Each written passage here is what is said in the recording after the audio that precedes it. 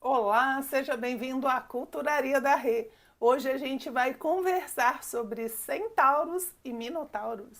Quais são as suas semelhanças, quais são as suas diferenças e o que eles simbolizam na sua vida. Quer saber um pouquinho mais? Fica comigo até o fim do vídeo que eu vou te contar essa história. Faça esse vídeo chegar a mais pessoas no YouTube. Deixe seu joinha, se inscreva no canal e ative o sininho. Toda semana tem vídeo novo por aqui. Agora, vamos para o nosso conteúdo. Nos últimos vídeos eu tenho falado aqui de Quiron, né, do Minotauro, Teseu Minotauro já falei, aí eu falei de Dédalo, falei, né, do Minotauro ali no labirinto, enfim, fiz alguns vídeos falando desses dois seres, né, os centauros, no caso ali de Quiron, que no vídeo eu vou deixar o cardzinho, eu explico a diferença de Quiron para os outros centauros, né, e a figura do Minotauro, e eu percebi que às vezes a gente confunde os dois, acha que eles representam as mesmas coisas pelo fato de serem figuras que juntam uma parte animal e uma parte humana, né? O centauro, ele tem a parte de cima humana e a de baixo como um cavalo, né? Seria ali do diafragma para baixo, ele é um cavalo e para cima ele é um ser humano. E o Minotauro, ele tem um corpo todo de homem e uma cabeça de touro. Os dois, eles estão falando justamente desses mundos, não exatamente contraditórios, né? Mas esses opostos que precisam ser harmonizados entre a parte elevada do homem e a parte instintiva do homem. Eles falam também dessas lutas internas que a existência desses dois lados, né, dentro da gente geram constantemente. A gente está sempre em conflito, né? Naquele negócio, eu quero, mas não posso, eu desejo possuir, mas é do outro, isso está certo, isso está errado, isso é ético, a gente está sempre tentando entender como viver os instintos de forma humana, humanizada. O que seria isso? Só um exemplo, né? Por exemplo, a gente come na mesa. A gente, quando vai comer, a gente põe a mesa. E eu sugiro que você ponha a mesa com gosto, sabe? Bonito, uns pratos bonitos, com flor, tudo arrumado, bem estético. Por quê? Porque isso é do ser humano. A gente não come como um animal come. Um animal come diferente, ele não precisa de requintes, não faz parte da natureza do animal. Então, nós comemos, os seres humanos comem, e os animais também comem, mas quando eles se alimentam, existem duas formas de se alimentar, a humana e a animal. Toda vez que o ser humano opta pela forma animal, ganhou a parte animal em nós. Quando eu opto pela parte humana, estética, bela, né? No caso aqui do exemplo, ganhou a parte humana. Então, em tudo na nossa vida, a gente vai estar sempre tendo que balancear, harmonizar, né? Juntar essas duas partes para que elas convivam em harmonia, ok? Então, esses animais, né? Esses seres, meio animal, meio homem, vão representando justamente essa realidade interna e essa necessidade premente esse destino, né? Porque não tem como fugir disso. A gente tem dentro da gente esses dois olhares, né? O animal e o humano. A gente tem essas duas naturezas. E como é que elas vão conviver? Dependendo de como elas convivem, a gente tem uma representação simbólica distinta, tá bom? Então eu vou começar pelo centauro. O centauro, né, falei do diafragma mais ou menos para baixo, ele é um animal, né, e para cima o dorso ele vai ser humano. Olha só que interessante, o nosso diafragma ele fica um pouco ali debaixo do pulmão, né, dali para baixo. O que está debaixo do diafragma?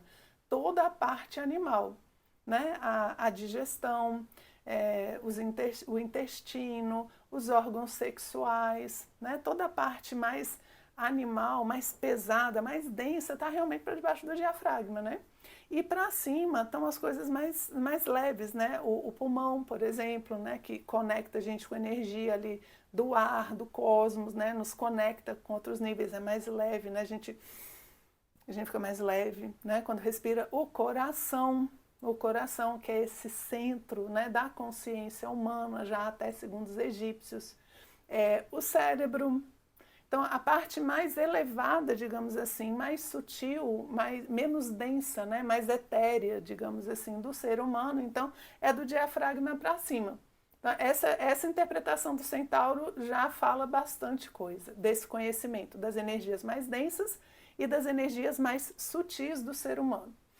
Um outro elemento que a gente pode analisar também é que ele é um cavalo embaixo, né? Ele tem essas energias animais e ele está sendo guiado por algo humano. Então, quando o humano em cima guia, essa força animal pode ser bem direcionada, né? Ela pode gerar coisas muito positivas. Mas quando não é essa parte humana que define, mas sim o cavalo com as suas patas, né? Que vai definir para onde o homem vai, aí essa parte instintiva decidindo não vai ser uma boa ideia.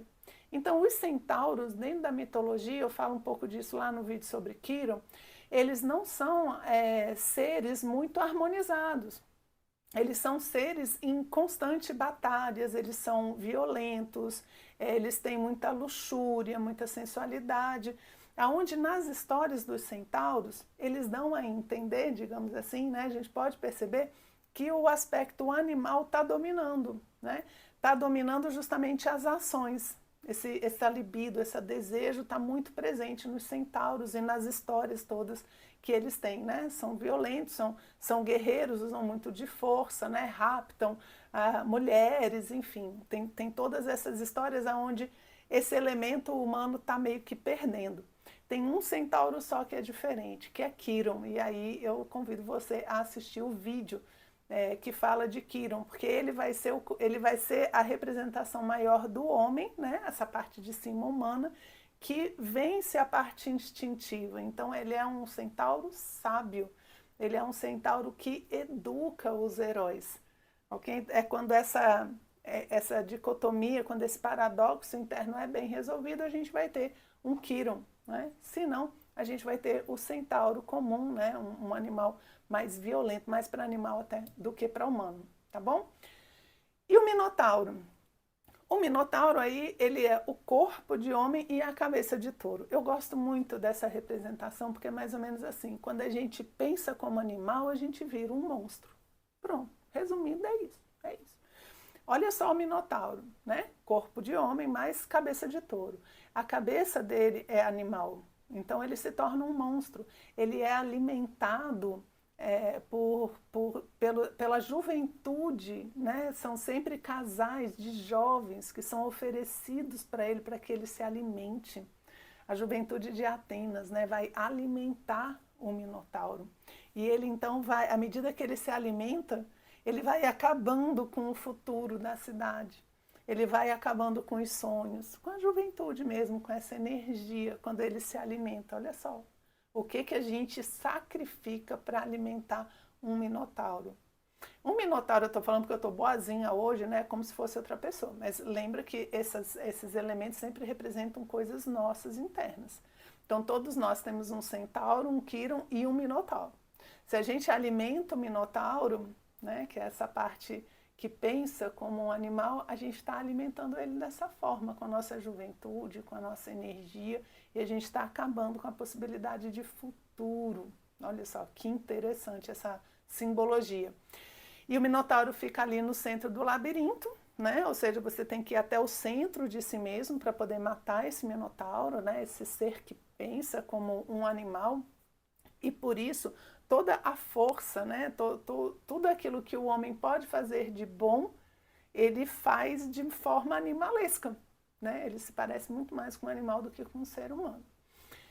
E outra coisa interessante é que o minotauro ele vai ser preso no labirinto porque senão ele vai acabar com a cidade. Primeiro é uma vergonha que o rei tem, né? O rei Minos ali tem vergonha do minotauro, né? Que é filho ali da esposa dele com o touro de Poseidon.